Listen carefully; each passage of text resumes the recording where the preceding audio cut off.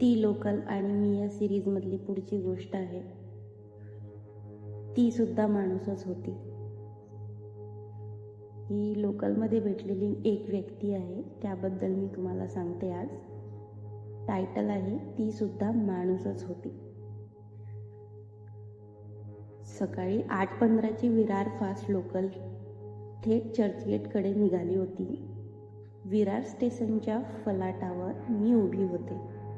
ऑफिसला जायची रोजची धावपळ, पण त्या दिवशी काहीतरी वेगळं होतं. वातावरण शांत नव्हतं, गर्दी होती, पण माझ्या मनात एक विचित्र शांतता.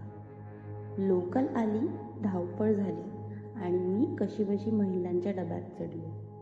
माई 2 रुपये टाका, माई 2 दुवा देई, एक आवाज कानावर पडला. आवाज ओळखीचाच होता. अशा आवाजांना आपण गृहीत धरतो. दर काही दिवसांनी कोणीतरी तृतीयपंथी व्यक्ती डब्यात येते, दुवा देते आणि आपल्याकडून 2 रुपये घेत पुढे जाते. आज पण तसंच काहीसं वाटलं, पण हा आवाज जरा वेगळा होता. त्यात एक गडद वेदना होती.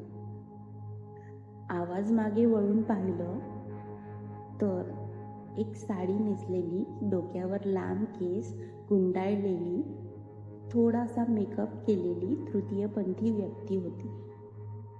पण चेहरा काहीतरी वेगळंच बोलत होता. ती प्रत्येक महिलेकडे एक एक करून पाहत होती आणि नम्रतेनं बोलत होती. मी गाणं गाणार नाही, शिवाय देणार नाही, फक्त ऐका, एक क्षण बस, एक क्षण. सगळे थबकले. मोबाईलवरची बोटं थांबली.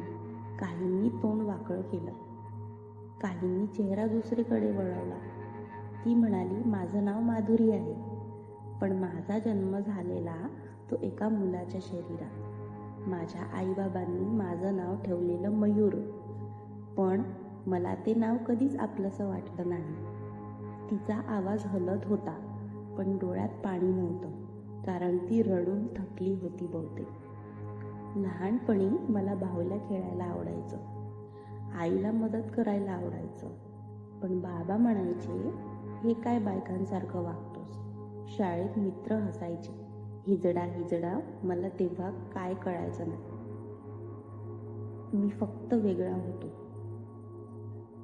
एक क्षण थांबून ती म्हणाली, मला प्रेम झालं होतं एका मित्रावर, पण त्याला सांगितल्यावर त्याने मला ढकलून दिलं. म्हणाला, तू राक्षस आहेस. मी त्या रात्री रेल्वेच्या रुळाजवळ बसून होते.